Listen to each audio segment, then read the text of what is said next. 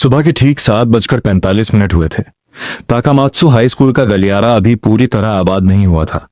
लोहे के लॉकर्स की खड़खड़ाहट, जूते रगड़ने की घिस-घिस और दूर किसी स्पोर्ट्स क्लब के बच्चों के चिल्लाने की आवाजें आ रही थीं। धूप खिड़की की धूल भरी सलाखों से छनकर क्लासरूम 2B की आखिरी कतार की सबसे कोने वाली मेज पर गिर रही थी। उस मेज पर सारंग यूं बैठी थी। सारंग के हाथ में एक साधारण घिसी हुई पेंसिल थी। वह उस पेंसिल को अपनी पतली उंगलियों के बीच बड़ी तरकीब से घुमा रही थी। 1, 2, 3 और फिर उल्टा। उसकी आंखें खिड़की के ठीक बाहर मौजूद चेरी ब्लॉसम के पुराने ठोट बन चुके पेड़ पर टिकी थी।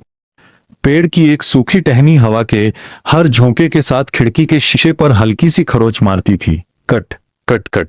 सारंग को लगता था कि उसकी जिंदगी भी उस खिड़की के शीशे जैसी ही है। रोज कोई ना कोई उस पर खरोच मारकर चला जाता था और वह बस चुपचाप उस निशान को अपने अंदर समेट लेती थी। सारंग दिखने में इतनी साधारण थी कि अगर आप पूरे क्लासरूम का चक्कर लगाएं तो आपकी नजर उस पर एक सेकंड के लिए भी नहीं ठहरेगी। ढीली ढाली यूनिफॉर्म, माथे पर गिरे हुए बेतरतीब बाल और झुके हुए कंधे, मानो वह हर पल दुनिया से माफी मांग रही हो कि वह यहाँ मौजूद है। वह न तो पढ़ाई में बहुत तेज थी, न ही किसी खेल में। वह बस एक ऐसी परछाई थी जिसे लोग देखना भी पसंद नहीं करते थे, जब तक कि उन्हें अपनी ऊब मिटाने के लिए किसी खिलौने की जरूरत न पड़े। अरे देखो, हमारी क्लास की सबसे महान मूर्ति जाग गई। एक तीखी, कानों में चुभने वाली आवाज ने सन्नाटे को चीर दिया। सारंग ने अपनी आंखें बंद की, पेंसिल की चाल रुकी। उसने गहरा सांस लिया और अपनी नजरें नीचे झुका ली। वह जानती थी कि यह आवाज किसकी है। यूरी, क्लास की सबसे चर्चित, स्टाइलिश और घमंडी लड़की।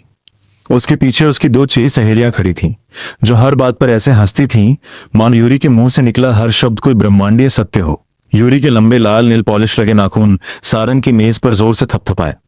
ठक ठक ठक। क्या बात है सारंग, आज फिर वही सड़ा हुआ चेहरा? यूरी ने अपनी कमर पर हाथ रखते हुए कहा।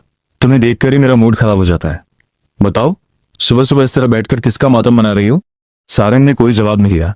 उसने चुपचाप अपनी पुरानी फटी हुई नोटबुक खोली और पेंसिल से कुछ आड़े तिरछे अक्षर उकेरने लगी। मैं तुमसे बात कर रही हूँ सारंग। यूरी का स्वर और तीखा हो गया। उसने आगे बढ़कर सारंग की नोटबुक को झटके से खींच लिया। जब कोई तुमसे बात करे तो उसकी तरफ देखा करो। अपनी ये मरी हुई आंखें ऊपर उठाओ। क्लास में मौजूद बाकी 10-12 बच्चे मुड़कर देखने लगे, लेकिन किसी की आंखों में सारंग के लिए हमदर्दी नहीं थी। उनके लिए रोज का मुफ्त का ड्रामा था। कुछ बच्चों ने दबी हुई हंसी हंसी तो कुछ ने बोरियत से अपना मुंह फेर लिया। इस क्लासरूम का एक सीधा सा नियम था, अगर तुम में खुद को बचाने की ताकत नहीं है तो तुम्हारा वजूद सिर्फ दूसरों के मनोरंजन के लिए है। सारंग ने अभी अपनी आंखें नीचे रखी। उसने अपनी उंगलियों को आपस में कसकर भींच लिया। उसके नाखून उसकी हथेली में गड़ने लगे, लेकिन उसने अपने चेहरे पर दर्द का एक भी भाव नहीं आने दिया। वह जानती थी कि अगर उसने कोई प्रतिक्रिया दी तो यूरी को और मजा आएगा। इस नारकीय दौर की शुरुआत आज से करीब 4 महीने पहले हुई थी और इस पूरे खेल का रचयिता कोई और नहीं बल्कि स्कूल का सबसे पसंदीदा, सबसे अमीर और सबसे चमकदार छात्र था मिंजू। मिंजू ताकामात्सु शहर के सबसे बड़े बिजनेसमैन का बेटा था। वह दिखने में किसी कोरियन ड्रामा के एक्टर जैसा था। लंबा कद, चमकदार बाल और चेहरे पर एक ऐसी मासूम मुस्कान जो किसी भी टीचर को यह यकीन दिलाने के लिए काफी थी कि वह एक फरिश्ता है। वह बास्केटबॉल टीम का कप्तान था और हर परीक्षा में टॉप करता था, लेकिन उस खूबसूरत चेहरे के पीछे एक बेहद खतरनाक, बेरहम और साइकोपैथिक दिमाग छुपा हुआ था। मिंजू को जिंदगी में सब कुछ बहुत आसानी से मिल गया था। पैसा, इज्जत, लड़कियां, पावर। और जब किसी इंसान को सब कुछ बिना मेहनत के मिल जाता है तो उसे एक भयंकर बीमारी घेर लेती है, ऊब, बोर्डम। अपनी इसी ऊब को मिटाने के लिए मिंजू ने अपने 2 सबसे वफादार साथियों सुह्यून और यूरी के साथ मिलकर एक खेल शुरू किया। खेल का नाम था द डेयर गेम, शर्तों का खेल। नियम बेहद सीधे थे। हर हफ्ते वे तीनों मिलकर एक सीक्रेट चैट ग्रुप पर ताश के पत्ते या रैंडम नंबर का पासा फेंकते थे। जिसका भी दाव सबसे कम आता उसे एक डेयर पूरा करना होता था। लेकिन यह डेयर किसी आम बच्चे का खेल नहीं था। इसमें किसी के बैग में मरा हुआ चूहा डालना, किसी की यूनिफॉर्म पर इंक फेंकना या किसी के पर्सनल सीक्रेट्स को पूरे स्कूल के नोटिस बोर्ड पर चिपका देना शामिल था। उनका मकसद सिर्फ एक था, सामने वाले इंसान की आत्मा को इस हद तक कुचल देना कि वह शीशे में खुद की सूरत देखने से भी डरने लगे। और पिछले 2 महीनों से इस खेल का सबसे स्थायी निशाना बनी थी सारंग।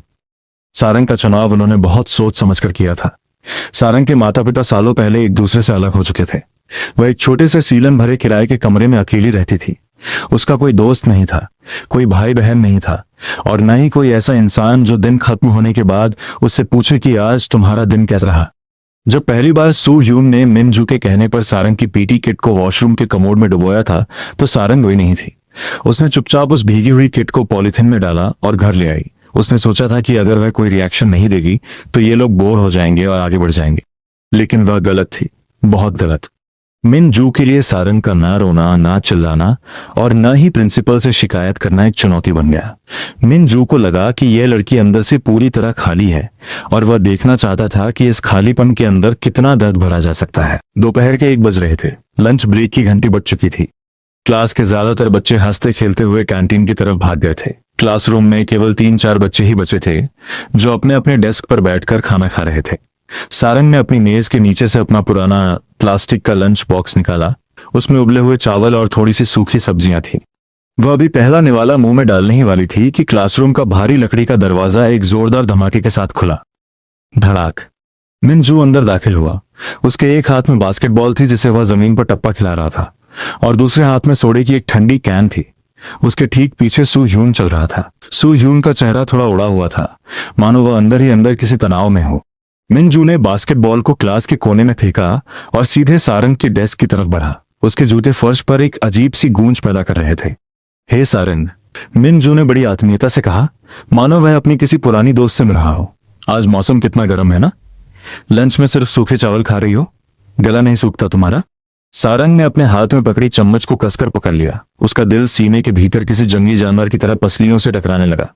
उसने अपनी सांसें रोक ली।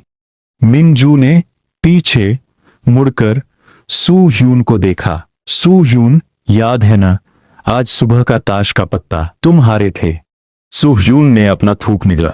उसकी आंखों में एक पल के लिए झिझक तैर गई। सू ह्यून असल में मिनजू का गुलाम जैसा था। वह अमीर नहीं था, लेकिन मिनजू के साथ रहकर खुद को बहुत ताकतवर महसूस करता था। पर अंदर से वह एक डरपोक इंसान था जो मिनजू की नजरों से गिरने से सबसे ज्यादा डरता था। हाँ, मुझे याद है, सू ह्यून ने मध्यम आवाज में कहा। तो फिर देर किस बात की? मिनजू ने अपने हाथ में पकड़ी ठंडी सोडे की कैन सू ह्यून की तरफ बढ़ा दी। हमारा नया नियम, हारने वाला आज सारंग को एनर्जी ड्रिंक पिलाएगा, पूरी कैन, उसके सिर के ऊपर से। क्लास के कोने में बैठी एक लड़की ने यह सुना तो उसने तुरंत अपना लंच बॉक्स समेटा और डर के मारे क्लासरूम से बाहर निकल गई। किसी में मिनजू का विरोध करने की हिम्मत नहीं थी। सू ह्यून ने कांपते हाथों से कैन थामी। वह सारंग की मेज के बिल्कुल पास आकर खड़ा हो गया। सारंग ने अपनी आंखें ऊपर उठाई। पहली बार कई दिनों बाद उसकी नजरें सीधे सू ह्यून की आंखों से टकराईं।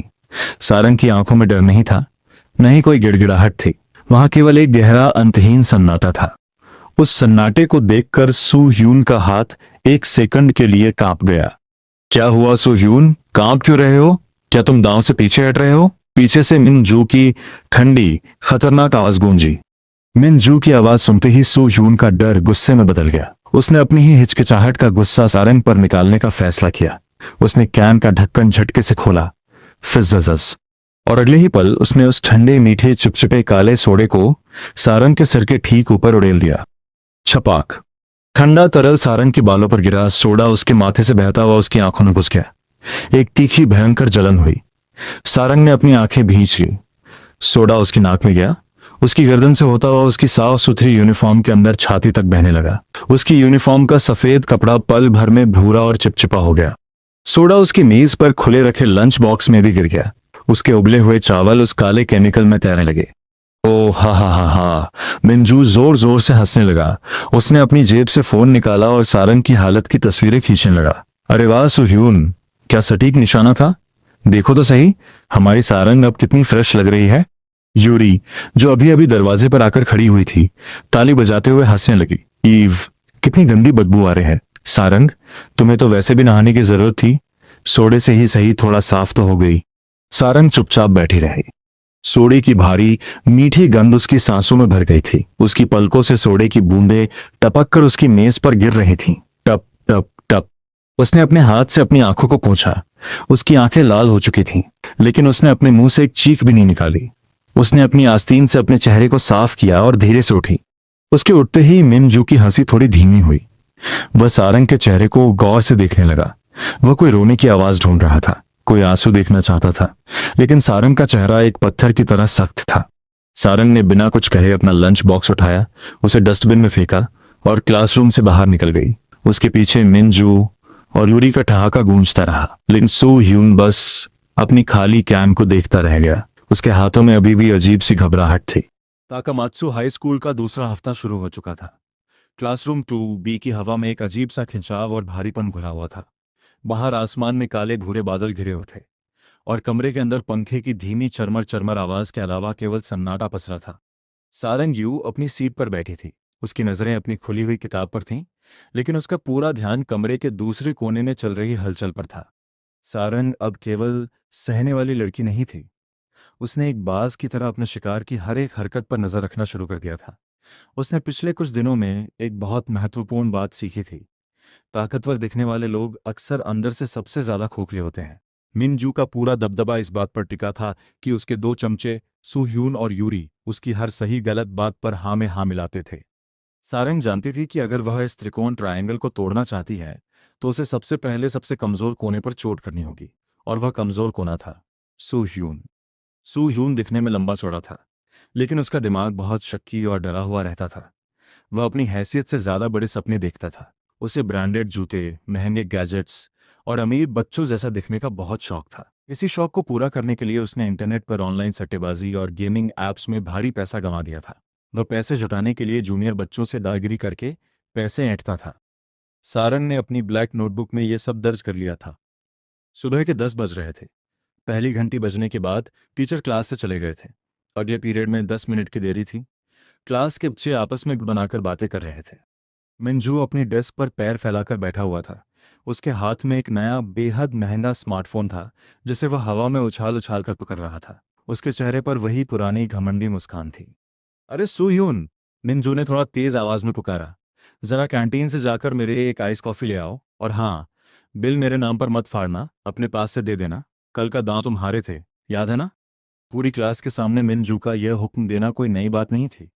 पहले सू ह्यून तुरंत मुस्कुराता और दौड़कर काम करने चला जाता था, लेकिन आज सू ह्यून की रीढ़ की हड्डी में एक सिहरन दौड़ गई। सू ह्यून ने अपनी जेब में हाथ डाला। उसकी जेब में कल मिला हुआ गुमनाम नोट मरोड़ा हुआ रखा था। उस नोट के शब्द उसके दिमाग में हथौड़े की तरह बज रहे थे। क्या तुम वाकई सोचते हो कि वह तुम्हारा दोस्त है, या वह तुम्हें सिर्फ अपना गुलाम समझता है? सू ह्यून ने अपनी मुट्ठी कस ली। उसके चेहरे की मांसपेशियां खिंच गईं। क्या हुआ सू ह्यून, बहरे हो गए हो क्या? मिनजू ने थोड़ा चिढ़कर कहा। उसके चेहरे से मुस्कान गायब हो गई थी। मैंने कुछ कहा तुमसे? सू ह्यून ने मिंजू की आंखों में देखा। पहली बार सू ह्यून की आंखों में डर के बजाय एक कड़वाहट थी। मेरे पास अभी पैसे नहीं है, सू ह्यून ने रूखे स्वर में कहा, और मैं तुम्हारा नौकर नहीं हूं। पूरे क्लासरूम में एक सन्नाटा छा गया।